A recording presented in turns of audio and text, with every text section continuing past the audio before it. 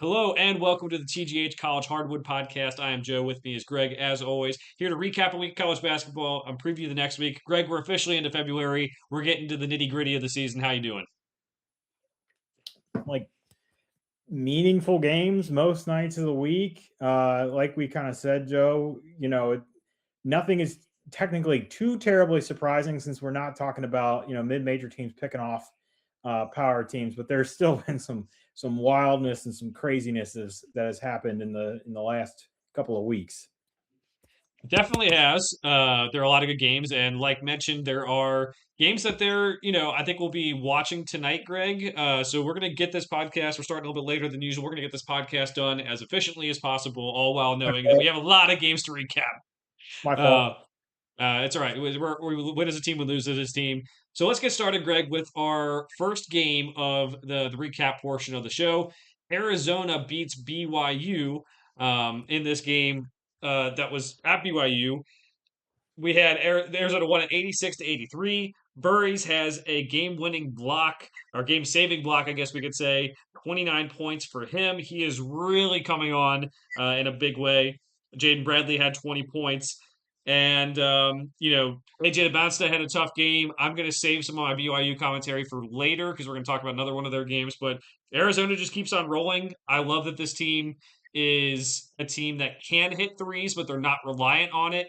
And I think that's something that with the college rules and the college game, just like if you can hit threes, but don't have to win games, those are teams I'd more lean toward other than Alabama that we've talked about enough over the last several episodes. So big win for Arizona and BYU. Like I said, I'll talk more about them later.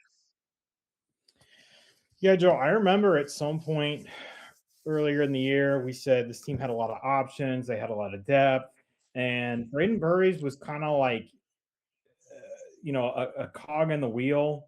And the first game of the season, Ko Pete puts up 30. He's the big story, he's the big freshman, and now we're on a couple of Burries games where he's really contributed. He's been a major factor in them winning. And I specifically remember both of us saying, hey, this team is good. And all of a sudden, if they get something from Burries, this team is going to be great. And it seems like over the last couple of weeks, he's been, you know, better than they could have imagined. I feel like Ko Pete's kind of tailed off, but like I don't necessarily think he's still wild. It's the wild thing, Joe, I say tailed off. It's because he's not putting up 25, 30 a night. But like you watch the game, just the way he's able to stay in front of these guys, so especially like they're switching him on the guards, and just he's able to stay in front of some of these guards. So defensively, he's a big help. It's one of the reasons that his Arizona defense is, one of the top in the country, and it's one of the reasons that this is an undefeated team. And we haven't checked the odds in a couple of weeks, but they're probably at this point the odds on favorite to win the title, and they should be. Yeah, Greg, I can't imagine if you went into the season, or I guess not even going into the season, but if you had your options even now of how you would build a team, they have impact freshmen, they have experienced guys. I just kind of think about they have an 8-man rotation that really has guys off the bench who are really impactful. Even Toby Awaka, who started last year, Anthony Del Orso has a lot of starting experience. They have a senior. Or excuse me, a veteran point guard, Jaden Bradley, who plays good defense, who can run the offense, he can shoot a little bit. They have a good shooting guard, Braden Burries, who can knock down outside shots, but can also kind of create his own. You have, the athletic power forward in Koa Pete. You have Mount Crevis on the inside. It is like I don't know if you could create a better team when you talk about like if you ask coaches like what's the most important thing? Is it an experienced point guard? Is it a shooter? Is it having one of the best freshmen in the country that probably doesn't get as much love as he should get because there's so many good freshmen? So that's just something I noticed. I think this is a team that is just built very, very well and has a lot of different answers for a lot of different things. Joe, I just want to point out one thing that I specifically remember you saying, and I'm glad this came to me because the more I look at this roster up and down, the more I think you're right. I'm pretty sure it was this team that you said you felt like they had 7 starters, because we were talking about how Del Orso obviously was coming off the bench, and obviously he didn't do a lot in this game and whatnot, but it's just one of those things where they pretty much have 2 or 3 guys that take over a game.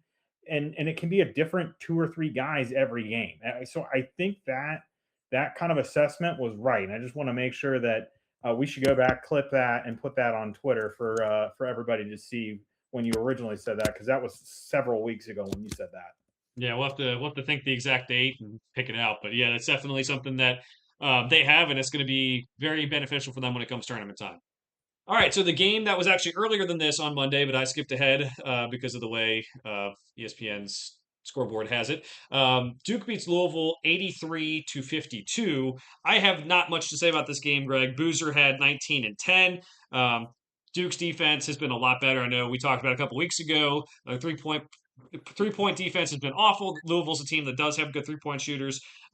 Duke, national title contender. Like I said, we still have those issues with the guards and maybe having that issue moving forward. We'll talk about that as more ACC play happens. But for Louisville, it's kind of an ugly offense, even with Michael Brown sometimes. We said it like they need him back to be their best, but his shot selection is awful. He was 1 of 13 from the floor, 1 of 7 from three. He's looking like in this very, very talented class of freshmen. He's very impactful and a very talented player, but he's still very raw. Might need another year in college or two. And I really until we can kind of see more of him, and obviously that goes with him playing more too, because he's obviously been injured too. I, it's hard to put a read on this team because there's not as much defense as you would like to see. The offense, I think, can be really dynamic and explosive, but not when he's playing like this. So, like when I'm thinking about teams I trust, I don't know how much I trust this team, Greg, because of the defense, because of his shot selection. Yeah, this is a team that has definitely fallen very far from where we had preseason expectations. I don't think anyone expected them to go into Cameron and beat Duke, but the way they kind of got punked in this game is concerning. You already said the inefficiency of Michael Brown is concerning. You know, I definitely think this team has the capability of maybe winning a game in the NCAA tournament, and that's like unless I see like unless we find out Michael Brown Jr. is playing at 50% and they get something else. So they go on and they beat SMU this weekend, which is a decent win. It's not the best one in the world, not the worst one in the world, Joe. I don't know if you know off the top of your head if it's probably a quad 2 win. I would have to think. I guess it could be a quad 1, but it's definitely not a quad 3. So, that was a game that I believe they were down in that game for a while too, and kind of came back and took over that one. So, I'm kind of with you. It's just like the jury's still out on this team. There's talent at several positions. There's shooting, there's size inside.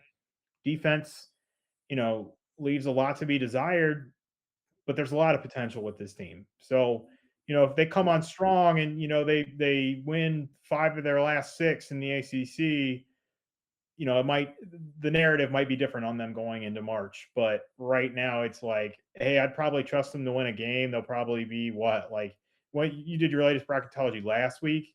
I think it was 2 weeks ago at this point, but they're probably maybe a 6 seed, 5 seed. Yeah, something like that. 3 and 5 in quad 1, 4 and 1 in quad 2, no other losses. So, do you have that up? Is that SMU? Is that SMU game a quad 1 or a quad 2 game? If you have it up, I do not have it. I don't have it up right now. Okay, it sounded like you were reading off of something. You just said that you have that committed to memory. Goodness gracious. No. I mean, okay. So it was. I believe that was a quad 2 win because their net. I think SMU's 34 in the net. I do have something pulled up, but it doesn't have all the information. Okay, so you're just looking at their like their sheet type. Okay, cool. Yeah. Yeah, I think again, I hate agreeing with you on everything, but like jury is out. That's kind of where I'm at with this team. The Duke team. Okay, yeah, the same issues we've been talking about for 2-3 years now, but other than that, they're beating the teams that are in front of them other than Texas Tech. So nitpicking a team that's for sure a national title contender. Yeah, I mean, definitely. Greg, let's move on to Tuesday, a game that I'm kind of excited about, not because I really don't like this university, but Indiana beats Purdue. And the reason I'm excited to talk about this is because I think Indiana went small in this game, and they I think DeVries outcoached Matt Painter. And I think that's not something that's easily done, but I also think Matt Painter's going to be limited by the roster construction we talked about last week. Nick Doran had 18 points. Lamar Wilkerson had 19 points for Indiana. Braden Smith had 14. TKR had 23 for Purdue. Again, the same question as always: where are the other guys? Are they going to step up? Do they have the athleticism to make their own shots? To get their own shots. Fletcher Loyer, 3 of 10 from the floor. He's still struggling. You know, Indiana, or excuse me, Purdue is a team that obviously is going through these struggles right now. And I still think they have a pretty high floor despite having these struggles, but just every time they're taking a big hit to their national championship picture, as we talked about last week, and this just kind of furthers it. And Indiana had a pretty good week overall. I mean, beating UCLA and then or beating Purdue and then beating UCLA later in the week is pretty good week for them. And I think in a way, like help solidify their NCAA tournament case a lot more because they're still 30th in the net. They're 2-6 in quad one, 1-1 in quad two, and no other losses. But before this week, they didn't have that extra quad one win, and that can really affect some things. Yeah, pretty sure, Joe. It was probably the third or fourth week. This team made it into the back end of the top 25. I specifically remember that it was a very high number. It was 23 or 24 or something. I'm pretty sure they were out the next week. But we are both DeVries fans, both Tucker and Darian. Lamar Wilkerson, obviously, we did make mention of, I think he put 40 something on Penn State in a game where he had 10 threes. So, there's something to this team. They've been really up and down. It's one of those, two, 3 wins in a row, 2, 3 losses in a row kind of thing. They do have some interesting games coming up this week. They have at USC and they have Wisconsin, and then they also have Oregon. Those last two are at home. So, going to be kind of a big week for them. You already mentioned it. The road win at UCLA was that game went to double overtime, correct? I believe so, yeah. Yeah, so that's a huge one for them. That win, even though UCLA is struggling, that game being on the road, and we've already, beat a dead horse on what it means to have to, travel across the country to play some of these games. So getting that win is definitely a great step for them towards making the tournament, and we want to see Tucker DeVries in the NCAA tournament again. So we want to see it, and this is a great way to get that. Mm-hmm. Yeah, man. I mean, Purdue. I there's you laid it out. We've laid it out a couple weeks. I still like this team, but it just might not be enough top tier talent to be as much of a national title threat as we thought. Um, it can be, um, but I specifically remember like last year, Kaufman Wren was like a 20 point a game scorer, and this year he's more in the 12 range, and some of that may have to do with Clough is coming in and he's not playing the 5 anymore, and he doesn't have kind of that speed and footwork advantage over some of the 5s that he was going up against, but just there's nothing from Fletcher Loyer, like absent, and in some ways maybe he's playing a little bit of a decoy. He's obviously a great shooter. We know that hasn't gone away, but it's just the production's not there. So I don't know. I feel like in some ways, Joe, the low minutes that I've seen Omer Meyer on the court, I, I like it, especially kind of like that supersized point guard. I know taking Braden Smith and moving him around might not be the best idea, but that might make this team a little more dynamic if they try. Because I can't recall seeing Smith and Meyer on the court at the same time this year, and I know that's a slight tweak, but might be something that Painter might want to try. I just like what I've seen from him on the court, and I know we heard about him in the preseason. He came from, I believe, where was he, in Israel? Can't remember I exactly where he believe came so, from. yeah. So, and he's one of those typical, lanky, long Euro players. Almost feels like he should be playing for Illinois right now. Just with the way he plays and how he looks. But I don't know. If you had the keys to the train, or so to speak, and you wanted to try and fix Purdue, what would you do? Uh, well, I would have started in the offseason, but right now, I would have probably uh, I think you have to make some tough decisions because there are guys who are playing well, but maybe TKR is more of a five. I mean, there's some people out there who are very smart, or some of them are very much not smart, like me, who had TKR as like a first team All American heading into this year and not playing like it. So maybe you have to do something to free him up. Um, put athletes on the floor. I don't think having two point guards on the floor would be a bad thing with their struggles with pressure. Fletcher Lawyer just hasn't developed. He's just a shooter, and he's a streaky shooter at that, and that's just not you can't have that out of who it's supposed to be your third best player this year. And when there's no other creation, no other athletes, I don't know. Maybe you do put 2 point guards on the floor. Maybe you do say, "Hey, Clough, man, you're playing well, but we need TKR to be TKR again." I don't know. It's a really tough spot to be in because it's like almost like it's not someone's fault that they're playing bad. Like maybe Fletcher Lawyer, not hitting shots, maybe that kind of is his fault. But like for Oscar Clough, or if they're going to make some rotation adjustments for other people, it's like it might not be their fault, but that's might be what has to happen to make this team to make a run in the tournament. So. All right, so we'll check in on them. Greg, I think we're going to talk about them later. They play, or at least in the game to watch section, we have a game against Nebraska that they're going to have this week, so that'll be fun. We'll move on to Nebraska at Michigan. Both these teams played some big games this week, so we're going to get to them in different ways here. Nebraska goes to Michigan, and we're pretty banged up. No, they had a couple guys out, including Rank Mass, their best player. Michigan wins 75-72. I think a lot of people came away from this game very impressed with Nebraska, with their ability to go on the road and compete, despite being down their best player and some other pieces. Sanford had 20, Jamarcus Lawrence had 20 for Nebraska. That really helped. And Michigan was more spread out with their scoring, but Morez Johnson was the one who played the best, I would say, 17 points and 12 rebounds. They went really big against Nebraska, especially without Rank Mast, and it did work. Dusty May is doing a fine job there. And you know what? We're going to talk about Michigan's next game with our next thing we're going to talk about. So I'm going to save that for later, but with the Michigan stuff. But yeah, that's how it went. I mean, Morez Johnson, the bigs, doing everything for Michigan again, and Nebraska without Rick Mass. That's how it's going to go. Tough fight, good for them. No Rank Mass, no Frazier. He did play in their other game this weekend, but I think I heard something like he checked in and wasn't feeling well. Anyway, they're getting closer to back to full strength, but still, I'm with you. A lot of people probably walked away from this game saying, "Okay, maybe there is something to this Michigan team." I think the biggest thing is putting up 50 in the first half against the number one rated defense in terms of efficiency. That's a big one. We talked a lot about, or the last time we talked about Nebraska, I feel like I said, hey, there just doesn't seem to be a lot of playmakers. And since then, Lawrence has picked up a little bit, and Frazier obviously had been seeing more minutes before he got hurt.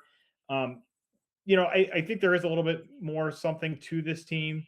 A little more. Yes, they lost 2 games this week, but I'm a little more on the calm side of, okay, it's a decent team, probably top 10, top 15 team. They have potential to be better if they stay completely healthy.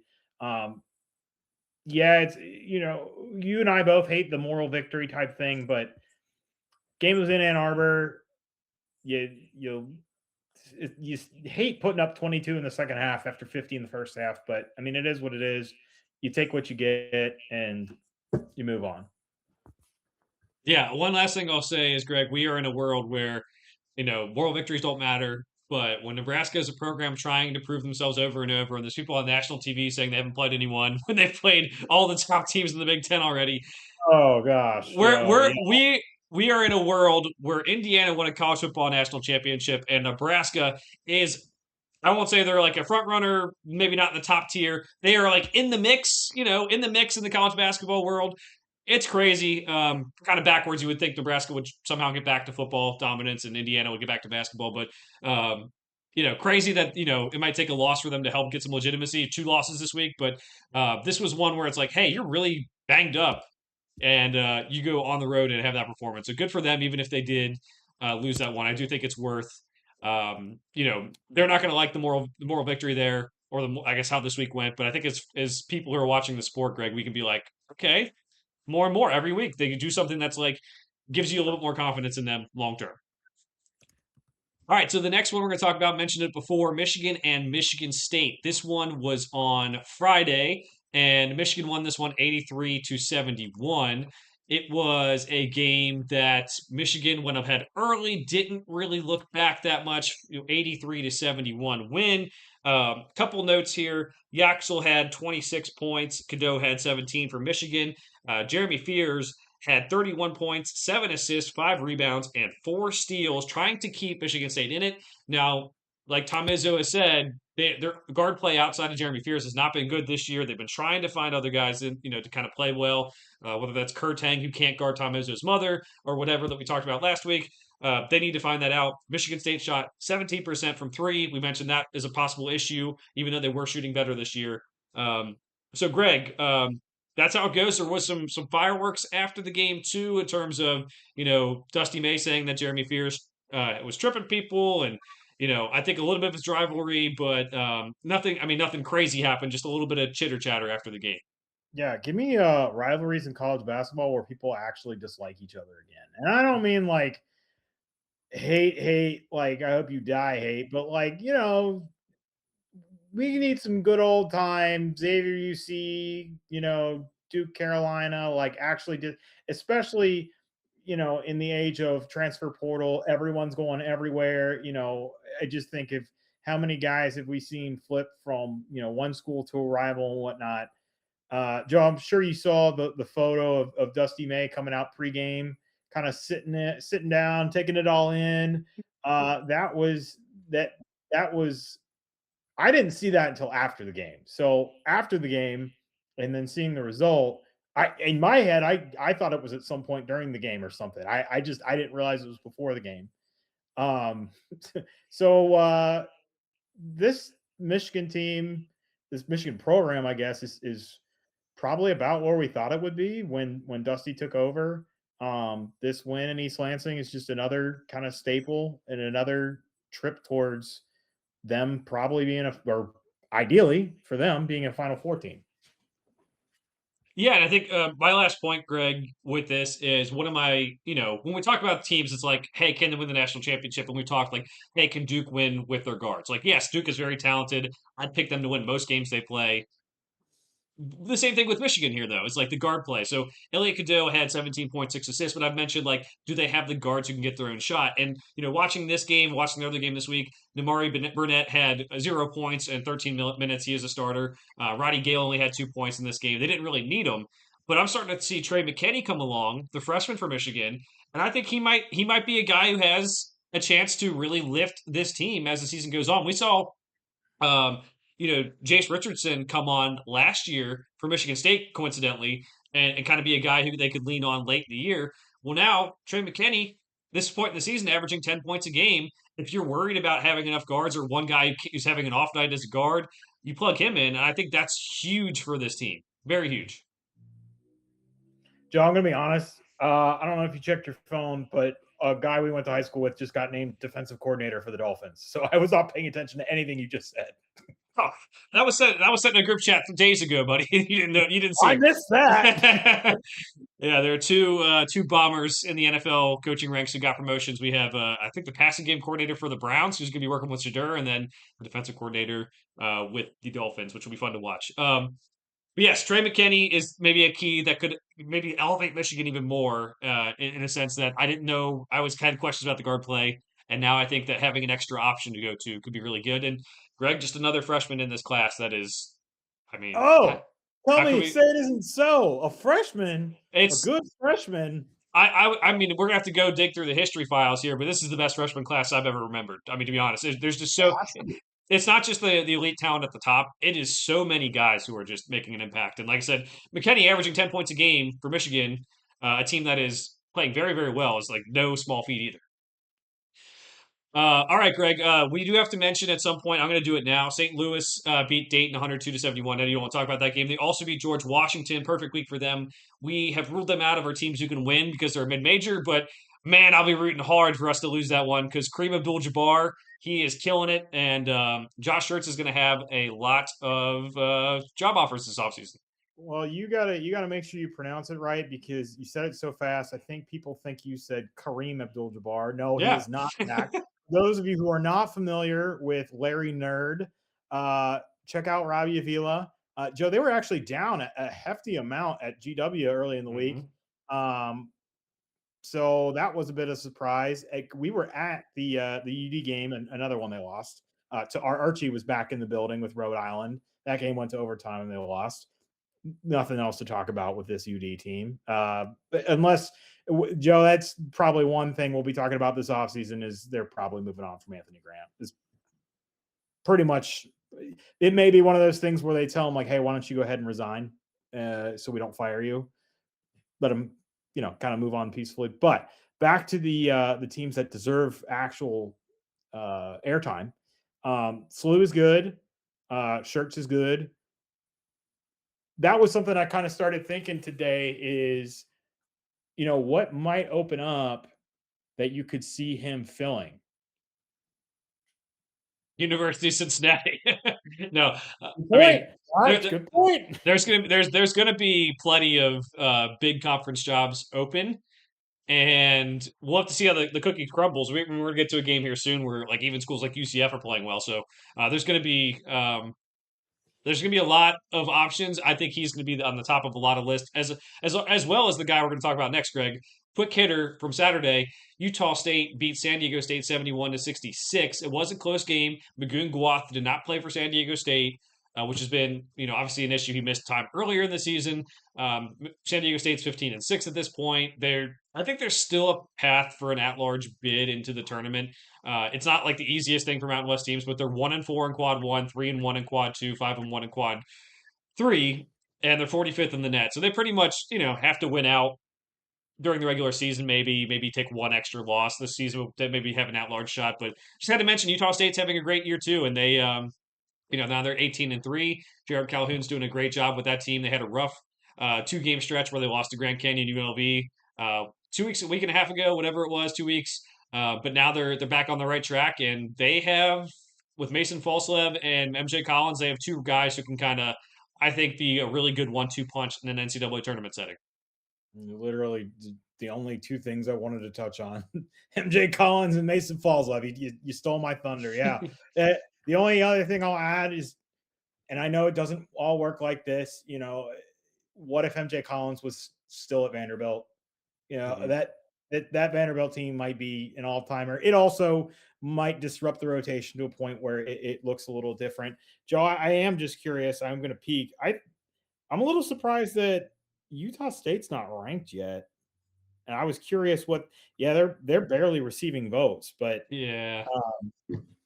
feel like they're better than some of those teams at the back end. Like Tennessee jumps back into the top 25 at 25 this week, and it's like, okay, like I think this team is probably better than them.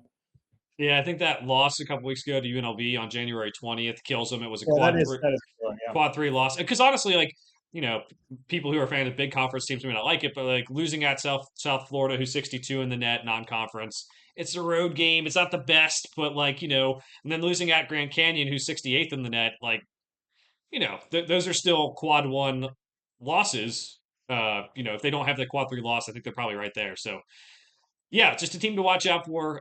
Wanted to mention them as we go through. Greg, now the bigger games of Saturday, we have Texas Tech going on the road to UCF, and UCF gets the win. Now they went 88-80. We have JC Toppin at 27 points, Christian Anderson 17 points, Themis Folks has 21 points, 7 assists. Jordan Burks, former Kentucky Wildcat, former Georgetown Hoya, 17 points for them. We mentioned a couple weeks ago, maybe a month ago, Greg, that they have some guys who might be familiar. Riley Kugel's on this team as well. And they had started off the season hot, but they certainly needed a marquee win to kind of more legitimize themselves. They do have a couple interesting wins. They beat Kansas. They beat Texas A&M. They beat Texas Tech.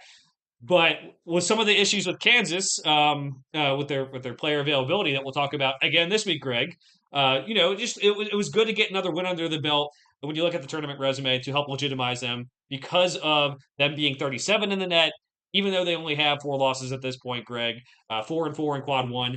This win kind of really kind of stamps like they're probably going to be in, and they're probably going to be a seed that is going to be, I don't know, maybe better than anyone ever thought.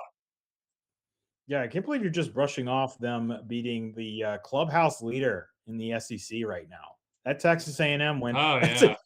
just listen, man. Another team that I feel like maybe it's going to come back to bite us in the butt that we just have not spoken a singular word about yet. Oh, well, you should check out their schedule because they have gotten to the easy part of the SEC schedule. But that they played UCF. Okay, they played UCF and they lost. So, um, yeah, I mean, I don't know. UCF, it's a big win, and it does mean a lot for the tournament chances because the Big 12 is going to get tougher. Greg, if you want to make a tangent on Texas A&M, they may have just gotten their biggest win of the season over Georgia. If you like Georgia, they also uh, who they beat Auburn. I think was the other best win. So we got two teams that are kind of in SEC play, and then before the preseason, or excuse me, not preseason, the non-conference schedule, they beat like Pitt and Florida State. So there's still a lot to be said about that team for Texas A&M, but I don't think they bite us in the butt. But maybe they do. Maybe they do. All right, I guess you got nothing on UCF and Texas. Well, not much to add. I was a little surprised at the result, but like if you look at their losses are Vanderbilt, Arizona, Iowa State, and Oklahoma State. But other, like not a lot of bad losses.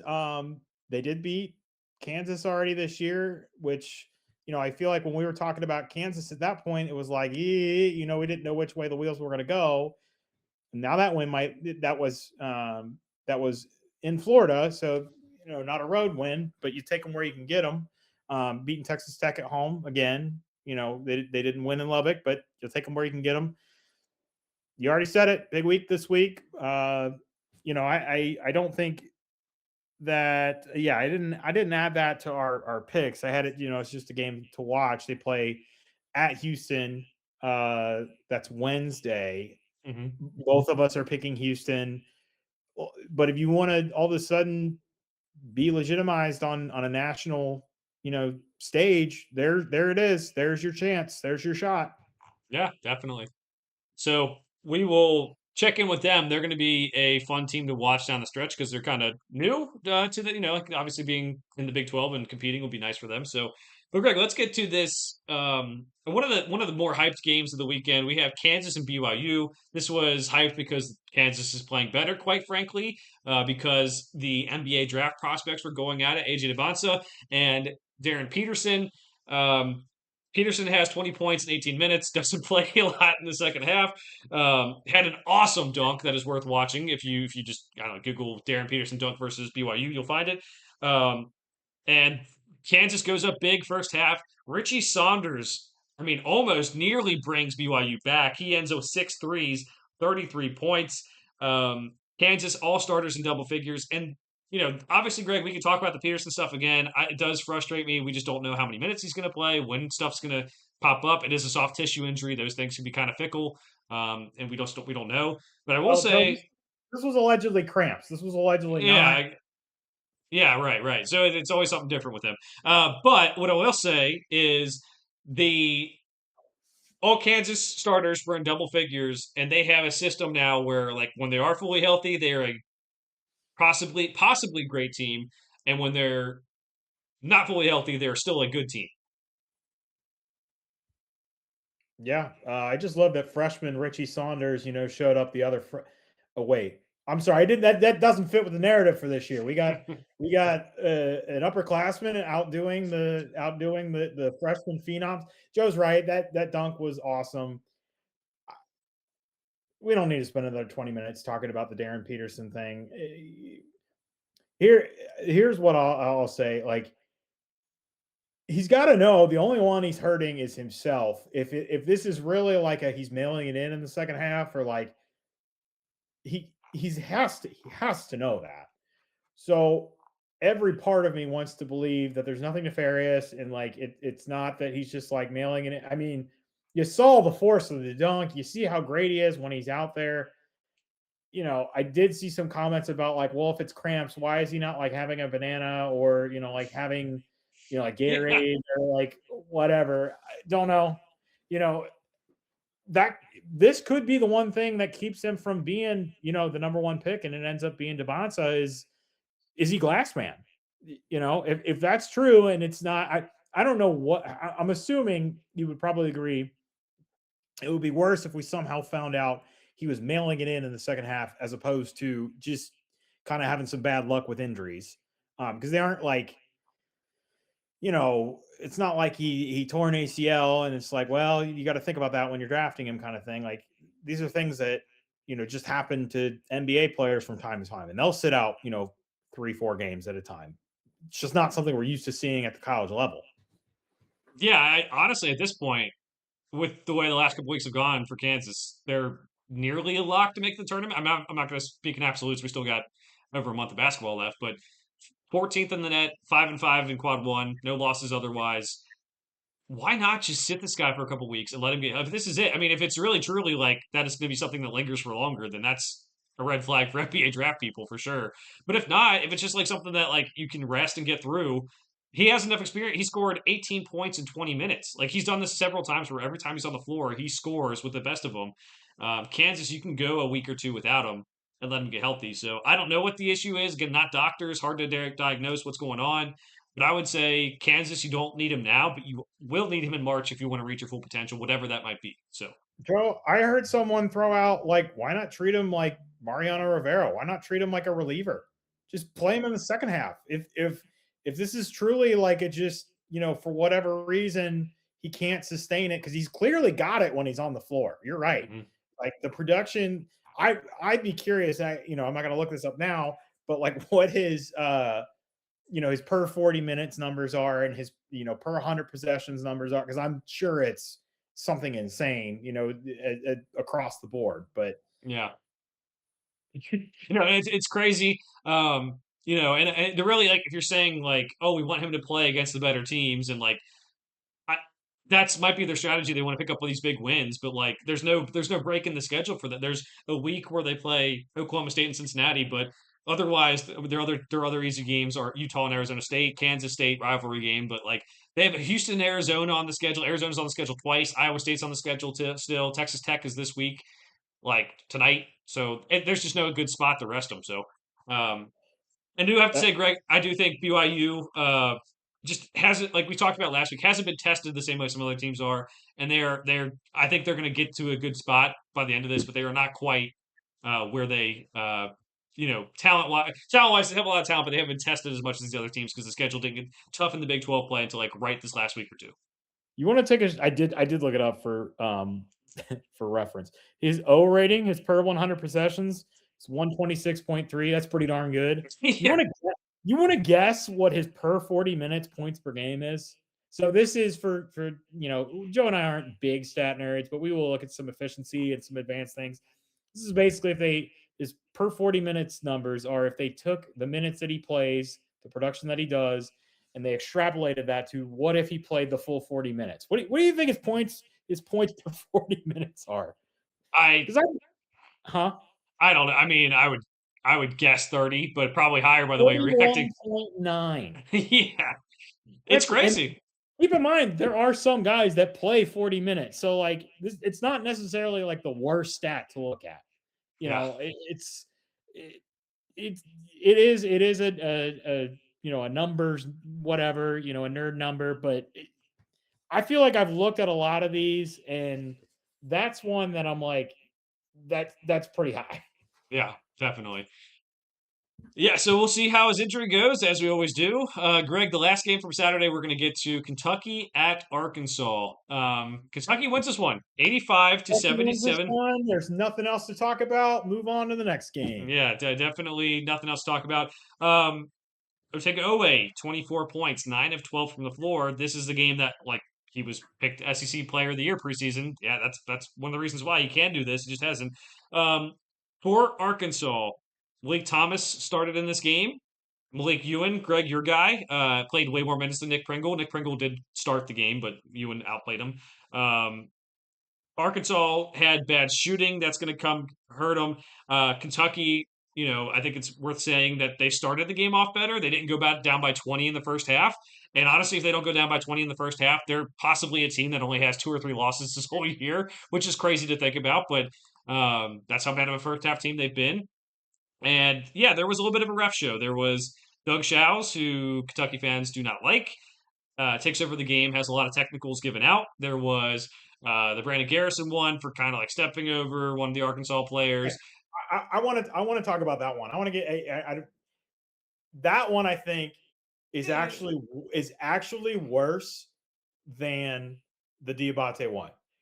So for reference, Diabate goes and blocks a shot and then goes to the camera, and I'm not sure if I'm get that shit out of here, something in that nature. And Charles immediately, it's funny because no one was looking at him. No Arkansas player was looking at him. No one cared. The only one that cared was Doug Shouse. The Brandon Garrison one, Acuff goes to the floor. He's not straddling him. He's clearly in a defensive position. If anything, Acuff gets up and gets in Garrison's face. If anything at all, that is a double technical. There is like So yeah, and to set it, so the Garrison thing, so there was technicals before this, but it was just chitter chatter rivalry, whatever you want to call it. This was the Garrison happened as you described it. It was within 58 seconds. It was the Giabate thing, which he's get that shit out of here, boy. Said to the camera. Doug Shouse is right there. Tease him up right away. Then the refs rotate. I believe it was Shouse who gave Mark Pope the technical. I don't know that for a fact. But I do know that right after the Diabate technical, Darius Acuff hits a three, and he is talking trash, walking down the court, and Doug Shouse does nothing. He tries to control the game. I think he's probably somewhat anti-UK. There's some research done on that, but whatever. Even if you don't think he's anti-UK, he always makes it about himself. And I do think being a ref is a hard job, and you do have to control the game. But it's not good officiated basketball. And Greg, I don't know if you saw, but he had a game on Sunday. I believe it was a Tulane in Memphis or Temple in Memphis. I don't know who yeah, played on Sunday, and he gave a double technical on that one too. You don't your job as a ref is not to give a technical out every single game, especially when they're this weak. So, and this was a point, Greg. This was very impactful because UK was controlling the game. They weren't like dominating or whatever at this point. Arkansas was making a comeback, but they almost fully came back, and they actually did take the lead at one point because of these technicals. So, yeah, I'm not a Doug Shouse fan, haven't been for a long time. This was almost really bad. And we found out the age old question: does Doug Shouse hate Kentucky or does he hate John Calipari? And I think he hates Kentucky more because the Mark Pope technical after those two, within 58 seconds, is without any physical violence and anything else. I think it's the fastest technicals I've ever seen. Besides any time where there's like a fight or a brawl. This is so crazy.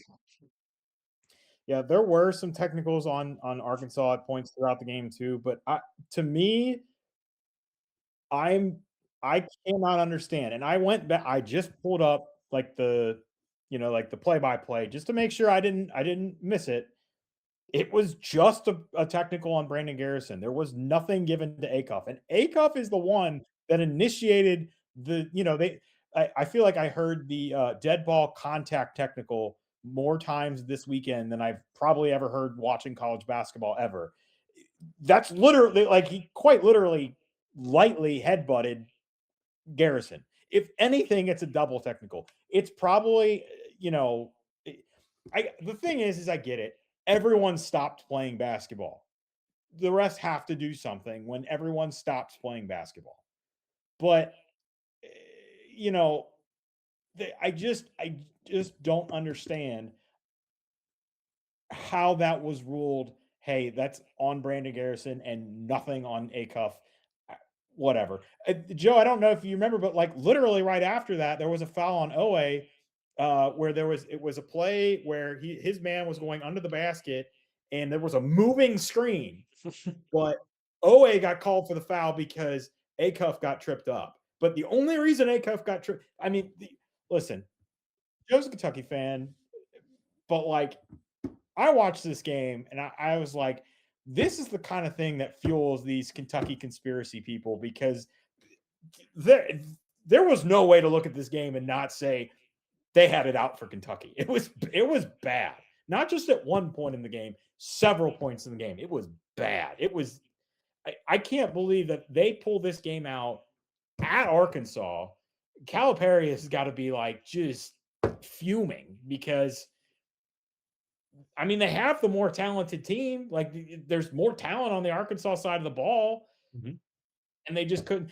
This is the only thing I want to leave you with, and I want to ask your question. I don't know that I can pick out what it was that won them this game because they clearly played better. The only thing I nitpicked was there was probably a 3 or 4 minute stretch where the Kentucky offense was stagnant, and some of that is just they don't have a true point guard. There's no Jalen Lowe to kind of like be the floor general and get them into running things. But I don't know that I can pick something out and say, hey, this is what they did really well. I mean, I can look at a stat sheet and say, hey, they won on the boards, but I don't know. Maybe your eyes caught something that I didn't. If you made me write an essay on why they won this game, I'm not sure I could answer that. I think it was honestly just Oweh. I mean, you get a guy scoring 24 points on 9 of 12 shooting, and that opened up the 3-point game. Like there wasn't a crazy barrage of threes, but they hit 6 of 13, which is a good percentage. That's what it has to be. And he has to be the guy who's handling the ball. I think we've tried it with Aberdeen, and Aberdeen, I think, has been good for Kentucky in stretches with scoring the basketball, but not setting up his teammates. Oweh had 3 assists. Aberdeen did have 3 assists in this game, too, so give him a little bit of credit. But that's what it was. And I think this team does have a lot of like misfit parts, but when you have Oweh playing up to that level and that efficiently, that opens up some things where they can play well. And I think that, they did, like you said, they won the rebounding battle. And I think that's because of different guys like Diabate is more physical. Yelovich is an experienced pro in Europe. Malachi Moreno has been a very pleasant surprise in this freshman class for everyone.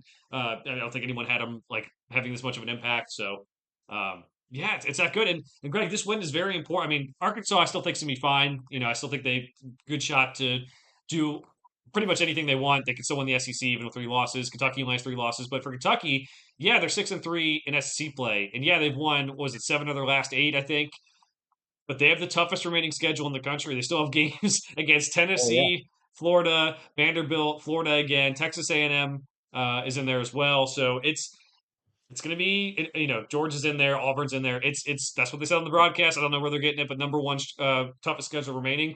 And when you get to 15 wins now, I think if you get to 18 wins, you're in. And I would say with how tough the schedule is, 18 is still not a given. It definitely wasn't before this. Now you beat Oklahoma this week. If you do, that makes it a little bit easier, and that relieves a lot of stress for Kentucky fans.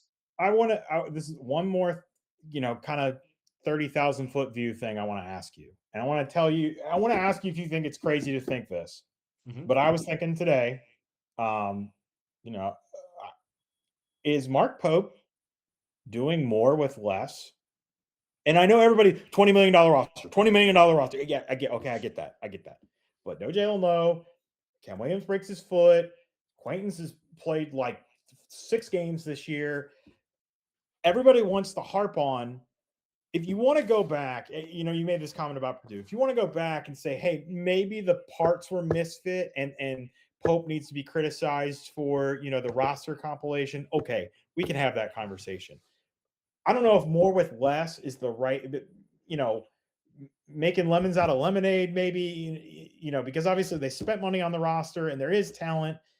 Things don't fit together completely. I don't know what the phrase I'm looking for is, but again, I'm watching this game and I'm like, there is clearly more talent on Arkansas, and you'd think some of their pieces fit together better, but UK, yes, they've been up and down like a roller coaster. I don't know. Is that crazy to say? Because I feel like if you put that on Twitter, the first 75 replies are going to be $20 million roster, $20 million roster, 20. Like no one's going to actually take a second and think about it.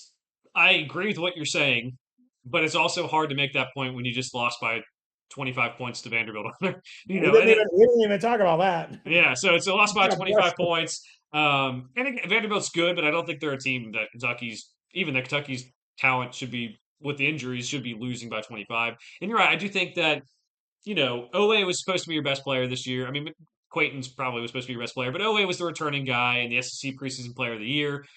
But no Quaintons. Again, maybe your best player. No Jalen Lowe, your point guard, who sets everything up and runs the offense. And when he did play, the offense did run more smoothly. And no Cam Williams, who's supposed to be your best shooter. And yeah, he didn't shoot the greatest at the start of the year, but yeah, there's a point to be made about that. And I do think that you know there have been some tough losses for Kentucky, but they've also, I mean, they've played so many tough games where it's like, yeah, they lost the game to Missouri, but everything else is like they're 4-6 in quad one right now, Greg. And like with the injuries, if we're talking about a fully healthy basketball team from day one, and none of the guys have any lingering injuries or anything else, like, yeah, I would say that maybe they don't have the quad two loss to Missouri. Yeah, maybe they don't have. Maybe they don't have six quad one losses. Maybe they only have three or something like that. So I think it's a fair point. I do think there needs to be a lot more. Or excuse me, they're 5-6 in quad one, 1-1 in quad two. So I think that there's a lot more of the season left before I can say. We just need to see them close out better, and I mean start games better, but to close out the season better. And if they get some of these wins, if they get up to like 20 wins with all the injuries, I know Kentucky fans won't be happy because of what they paid out and everything, but that might be a good season for what the roster is in its current construction with the injuries. So Joe, I'm still sold on this team can get to the point where they can win four. I'm perfectly fine saying we're ruling them out. They can't win six. They ain't winning the national championship. I'm still on the they could make you know a run at the final four. Like there's something here. yeah, I mean, I think it's possible. I think Sweet 16 would be like the max I could see right now. But if you're telling me the bracket fell the right way, yeah, sure, they could make a Final Four. Still, they're not on our teams who can win list, um, and that's fair because they've had so many injuries and everything. And yeah, I don't know. Well, we've They, talked a they'd lot about. certain, they'd certainly have to move some mountains to make that happen. Like with the amount of elite teams there are just around the country this year. Mhm. But I if the question was on our kind of weekly thing we do, can this team make the final four? I would not be ready to rule them out yet. Yeah, that's true. All right, let's move on to Sunday, Greg. We have the Bama at Florida game. There was some comments before the game about from Nate Oates again, making comments about another team and another coach again, and how the Florida players stay in the paint for 20 seconds. I think he is trying to get calls and trying to, I don't know, whatever he's trying to do. And maybe change the college basketball rules so like defenders can't be in the lane for 30 seconds to rebound. I don't know what the hell he's trying to do. But Charles Bediako, watch, he had 6 points and 7 rebounds in this game. He started for Alabama. So again, talking about the chemistry issues possibly might be brewing. But Florida kicked his ass, won the rebounding battle 44-33. Bama shot 41% from three and still lost this game. That's what they want to do. They want to shoot 41% from three and win the game. They lost by a lot of points, and Alex Condon had 25 points. Thomas Haw had 22 points. Greg, we talked about Florida being back. I don't have too much more to say about that, but I like that Alabama lost with how Nate Oates and is acting and how just getting Charles Bediako back is just not sitting well with me. You didn't even mention my favorite stat. Okay. I know we've talked about, hey, Todd Golden might have to play all these bigs, just out of necessity this year. The guards, aren't, but give Boogie his due. He had a great game offensively and defensively this game. 72 points in the paint. Mm-hmm. You have an NBA center on your team, quite literally, and you gave up 72 points. Like Yep. that is a comical number. And again, I know this Florida team has a lot of bigger, taller guys, but they're bigger, taller guys that can operate inside and outside. It's not like we don't see Thomas Houck out taking jumpers. It's not like they've got three bulldozers that are just going straight to the rim. They play real basketball. Those those bigger guys are skilled. You know, I can't get over 72. I'm not sure I've ever seen that in my lifetime. Well, yeah, no, lifetime, no, maybe in the 70s, sure. But yeah, big win for Florida. Greg, we'll keep it moving because we've almost been talking for an hour now. Illinois at Nebraska. We mentioned Nebraska earlier. Nebraska loses this one too. Second loss of the year. Came in the same week. Illinois wins 78-69. No Colin Boswell for Illinois. Now, Rank Max did come back for Nebraska. He clearly wasn't the same, Greg. I mean, 5 points, 4 rebounds, 2 of 10 shooting. I'm not going to ding Nebraska for losing this one, even though it's at home. Illinois, I'm very impressed. I think they do deserve credit. Keaton Wagler, 28 points, 7 of 13 shooting. Said when they, or 7 to 15 shooting, sorry. Said when that they lost Kylan Boswell, it might be good so that other players could emerge and kind of show their might. And I thought it might be more than just one player, but Keaton Wagler has been a star and deserves a lot of love for what he has done, specifically these last weeks, but also all season for a guy who was not recruited as much as some of the other freshmen we've been talking about. Oh, he's a freshman. That's new. It, we haven't seen that a lot this year. Yeah, no, I think Joe Mass didn't even score. I think it was garbage time by the time he had. I think it was within like the last 2 minutes that he got his first bucket. Yeah. Uh, it was really late. You're right. He's definitely hobbling. You know, this Nebraska team is not the same without him on the floor. Don't forget that we talk about this team. They're missing guys that they were supposed to have in the preseason. Connor Essegian was on this team. That Yeah. This team is already good, and they could have been so much better. They lose 2 games this week. First game they were in, and Mass didn't even play, and neither did Frazier. That one was at Michigan. I'm starting to get to the point with this Illinois team where I might trust them over some teams that they're technically ranked lower than right now. So even though this game was back at home and they got some minutes from guys that were hurt, I'm with you. Hey, take your lumps, move on.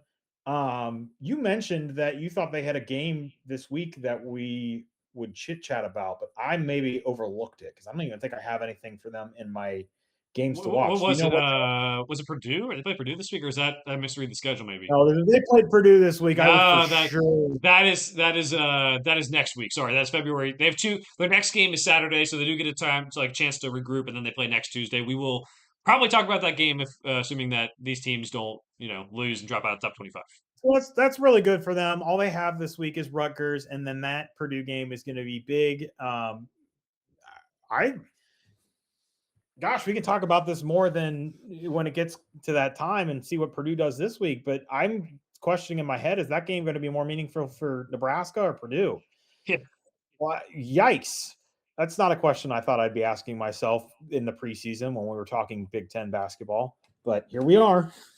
I mean, all I'll say to kind of close this out, Nebraska, you're fine. Get healthy and everything. Even if you take a couple more losses, I'm not going to discredit what you've done. Purdue has obviously their issues. Illinois, we find out what they're going to be about.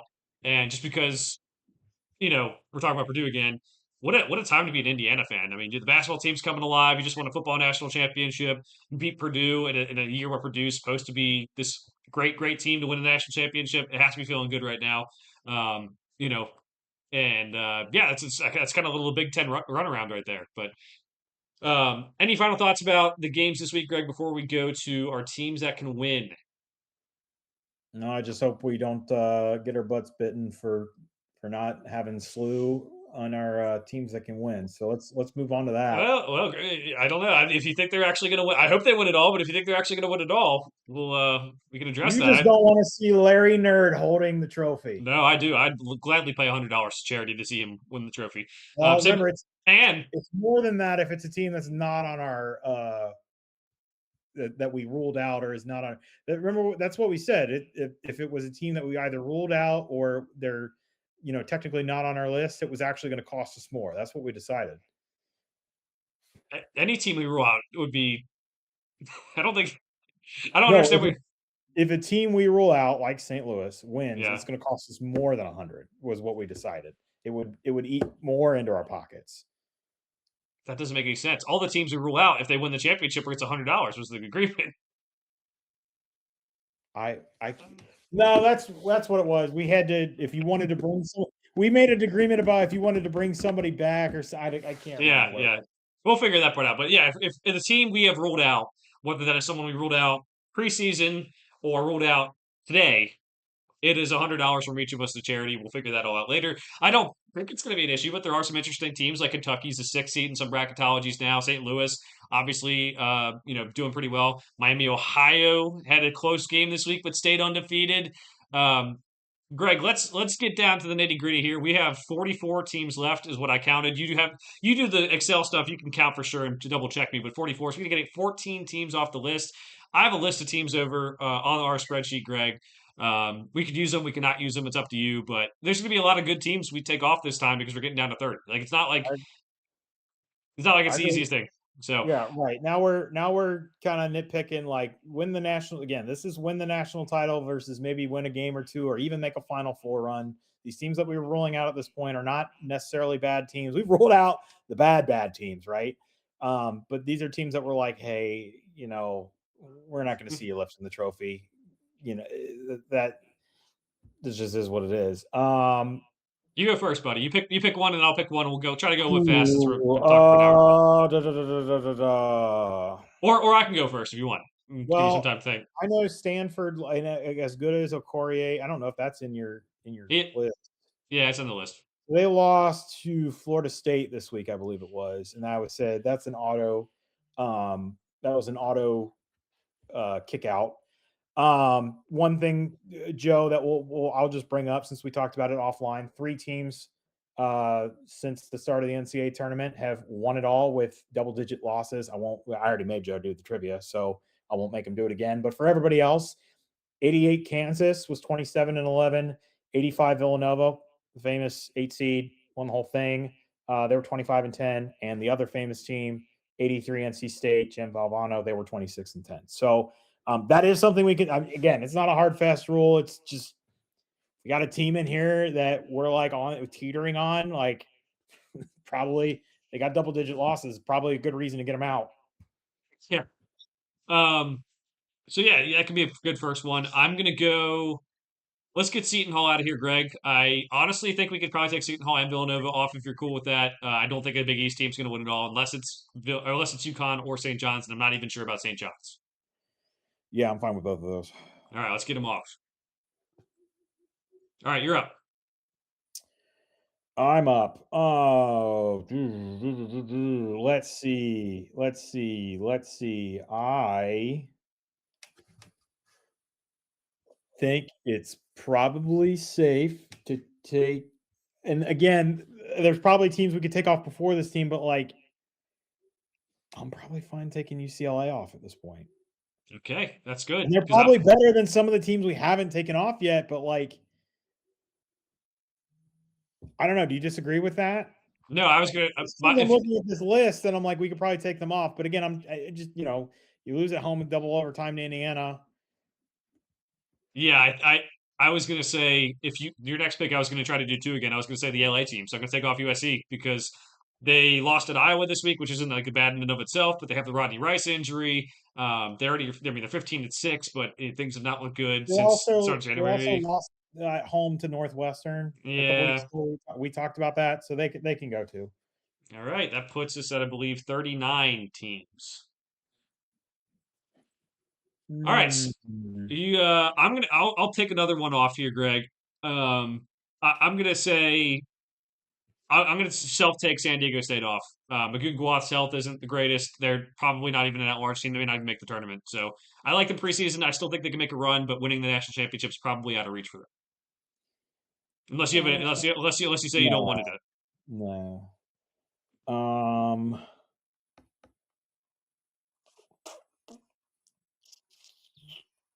we can probably take Texas off. Yeah, Probably should have already been off. that is a operator error because I did not have them on the sheet for some reason. But yeah, down to 36. Yes, that's probably the reason they weren't off was because they weren't on to begin with. Yeah. Uh, Greg, my next team, I'm going to go another mid-major. This is the last mid-major I'm taking off this week, but St. Mary's. They lost to Gonzaga this week. I don't think they're as good as a lot of the St. Mary's teams in the past either. I think we Fair, can safely take them off. fair. So 36. We have six more teams to get off today, Greg. I have a couple ideas, but I know you're not going to like some of them. Oh, what about Mizzou? I would be fine with that. They have not been the best. They have three quad two losses. They're 70th in the net. They Yeah, 70th you can go. since the Kentucky win, they do have a win against Auburn and a win in overtime against Oklahoma, but they have like four other losses since that win. So Yeah. Okay. So that's 35. Let's see. I'm gonna go, and you have the right to veto since we're both doing the list. I'm gonna say Virginia Tech. They have not done anything of note. We Avdalas was a guy who we thought would be really good, and I think he's still has some talent. But I think we maybe overstated how good the ACC was. It's very solid, but it's not like what it used to be. So I'm going to say Virginia Tech's off too, which is 34. Hmm.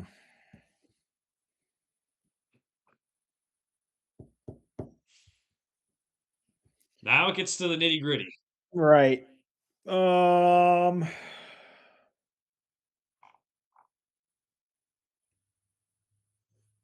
I'll go again if you want.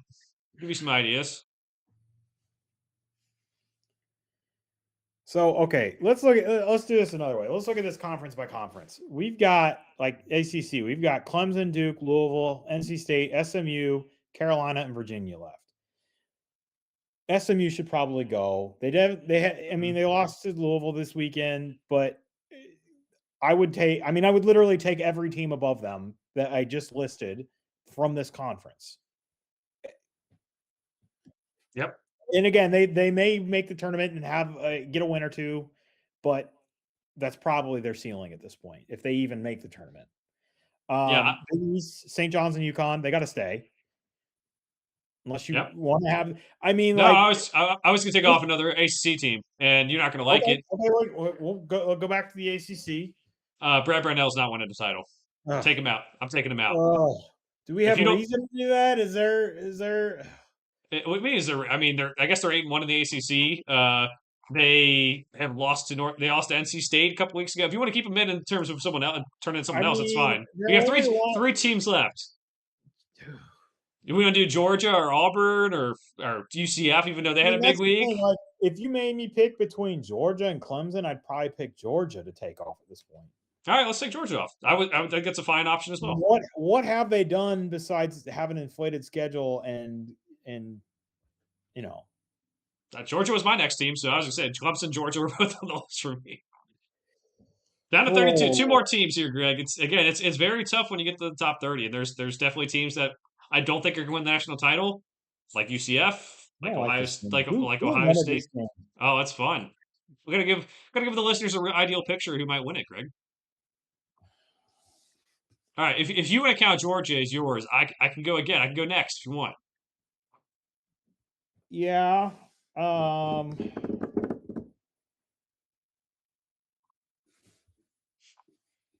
I mean, Iowa's the one I'm looking at, but again, this is like if I look at their recent. I mean, they played Iowa State pretty well in December, and I guess they lost at Minnesota, but their other losses, the other recent losses are Illinois and Purdue. I mean, but do This I is think Bennett Sturts can take them all the I way to a national championship? No. I love this game so much because Greg is very romanticizes college basketball in a good way, and it's not fun to say that a team can't win the title. Nope, not fun. Don't like it. All right, so you taking Iowa off or Oh. Yeah, I don't think they have national they may have win a game or two, but probably that's probably their ceiling. all right? That leaves one team left. Greg has already vetoed Clemson, so I can't take them off the list.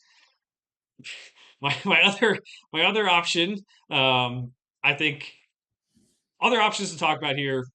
Auburn, I'm probably leaving them on for now. I think they've shown enough life, and Stephen Pearl's made some good adjustments. NC State's consideration also in the ACC, but I'd take Clemson off before I would take them off. Indiana I had on there, possibly going to keep them on. But then you get down to is it UCF, Ohio State, or Clemson or Texas A&M? And I know you like Texas A&M. I don't think they've been tested. I don't think any of these teams are winning the national championship, Greg. But I'll narrow it down. Pick one of those. You want one of those four teams? Take them off. UCF, Ohio State, Clemson, or Texas A&M. Of the two of them, or of the several of them, Ohio State's had more swings, had more at bats, meaningful at bats, and they've come up short. Okay. I'd rather take them off than a team that we find out they get tested and we find out that it's a diamond in the rough type situation not just an inflated record. Ohio State's had decent opponents, and I still like the roster, but Yep. it's not national title level. All right, there we go. We are down to 30 teams who can win. The goal is to get down to around 10 by the NCAA tournament. We will come up with the exact number at some point. But around 10 by the NCAA tournament. Greg, we have a month and a half left. We have done the heavy lifting. Now we can just go a team or two a week until we get to March Madness. We have 30 teams left. We got to get 20 teams down. There are 6 weeks, so maybe 2 or 3 teams, but it's fun. Yeah, here we go. I want to dispute this, because what if there are truly, and if, listen, in most years, probably, but this might be a year where there are truly 12, 13 teams that can win the national title. And most years, Joe, 10 is probably too many. Most years, that's probably like, hey, the list doesn't need to be this long. But this year, that might not be the case. It might not be, but that makes it more fun. All right. We'll iron out the details of this later on. Greg, we have to get to picks for the week. Oh my gosh, what a show. Let's get to a game that is going to be starting here in about an hour and 20 minutes for us. Kansas at Texas Tech. Let's just I tell you what, let's just podcast all the way through the game. Yeah, right.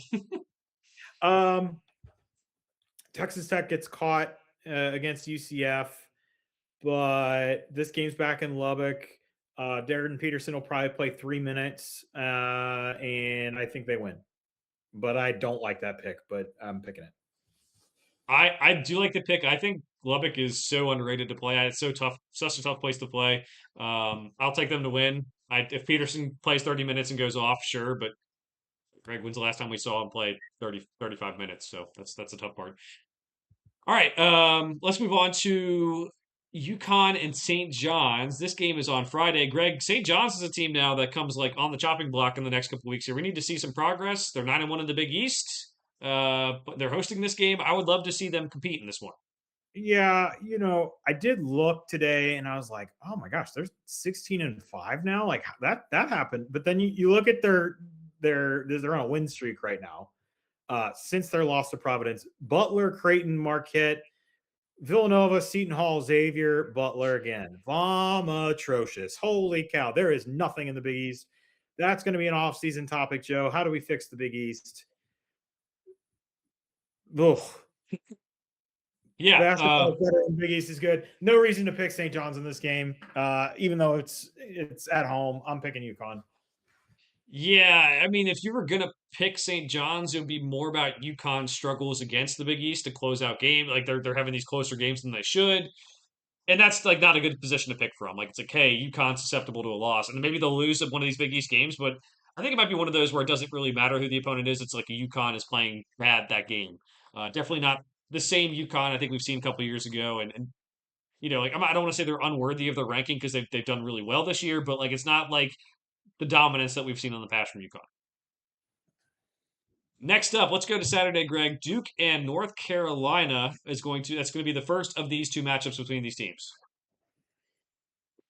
I am going to pick Duke. This one, obviously, this is going to be in Chapel Hill. I got a question for you, Joe. If I could give you money and you could either bet they split the series or Duke takes both, where are you putting money right now? Well, I picked Duke for this one, so probably Duke taking both. But I'm concerned because I don't know how good either of these teams are. But I'm concerned because I don't think Duke has been adequately tested by a team with a lot of talent in a long time. Like, yeah, they have 2 wins against Louisville and a win against SMU, but the last big game they played was against Texas Tech and that one where they had the meltdown. So, like, yeah, I'm a little scared about it that they haven't been tested in a while. All right, so yeah, going Duke for me. Boozers have a big game. I don't think North Carolina White has the guard play to take advantage of maybe Duke's guards in a way that we think some national contenders can. All right, Illinois and Michigan State is also on Saturday, 8 p.m. on Fox. I am fairly certain, Joe, this may be the only game that we disagree on this week. Yeah. just a brief overview. So I have fallen in love with this Illinois team. I think I said it a couple weeks ago. I'm probably going to end up picking them too far.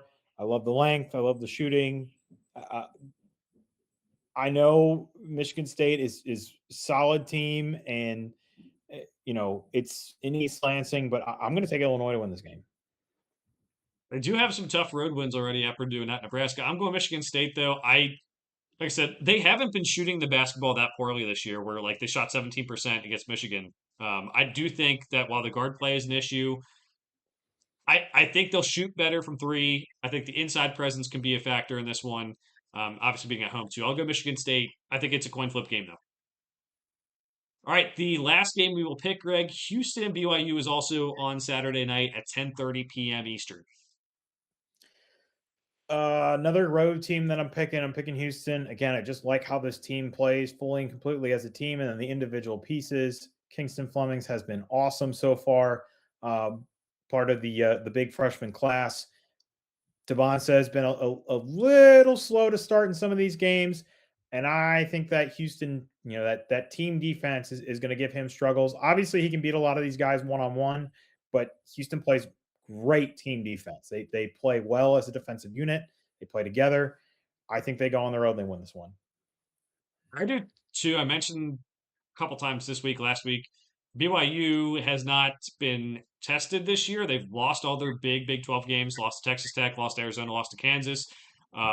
Greg, their best wins are like Clemson, Miami, Villanova. It's not like I feel like this team got rated highly because of the talent, because of AJ Debonsa, but I don't know if they've necessarily lived up to that talent yet.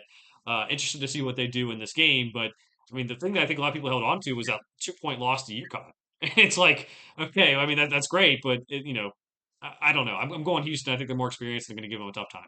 So that might be a team where when we get to like literally March 10th, that might be a team where we look at their schedule again and hey, we know they have all the talent in the world, but they haven't shown it. They may be one of the last teams on the chopping block for us for teams that can win the national title. Yeah, that could be.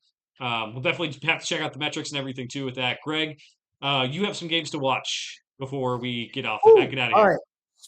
I'll speed go through this. Big week for NC State. We talked about them. We didn't officially take them off this week, right? We did not. Okay, so they have they're at SMU on Tuesday, and they have Virginia Tech at home on Saturday. Those are two decent games. Again, just that if they lose both of those, we're probably coming back next week, and we're taking them off. They split them. We still might take them off. It'll depend on how that goes. Seton Hall Villanova is a decent Big East matchup. Didn't think it rose to the point where it should be in our picks. There's a lot of other marquee games, but that is going to have some meaning as far as the Big East. Texas A&M has Florida and Alabama. They go to Florida on Wednesday, and they are at home. I'm sorry, they go to Alabama on Wednesday. Did I say Florida? They play Florida at home on Saturday. So here's your test. If they lose both of these and get punked, we probably come back and all right, cool. You had your shot. You had the inflated schedule. Now you got your at bats and you didn't do anything. Joe, I don't know how you feel if like they win one of those games. I feel like if it's Bama, I'm probably going to be like, okay, Bama's really been sliding as of late, so I don't know that that'll do too much for me. It may be enough to keep them in for another week, but we'll see. UCF Houston, so that's another Wednesday night game coming off of just talking about how UCF's only got a few losses, and this is your shot to kind of legitimize your standing as far as a program of meaning in the national landscape. Auburn, Alabama is always fun. I know it's more of a football matchup, but both of those teams are kind of sliding in different directions. Alabama's been on the way down. Auburn seems like they're kind of maybe figuring things out. Joe's favorite team in the country, Tennessee, plays Kentucky. His least favorite. No, that's right. I got that mixed up, right? Mm-hmm. No, you're a Tennessee fan, right? Joe, you ever get time and you want to go on Twitter, just ask Joe what he thinks about Tennessee fans. You'll have a great time. It'll be fun. Michigan, Ohio State, again, same thing as the Auburn, Alabama. rivalry game.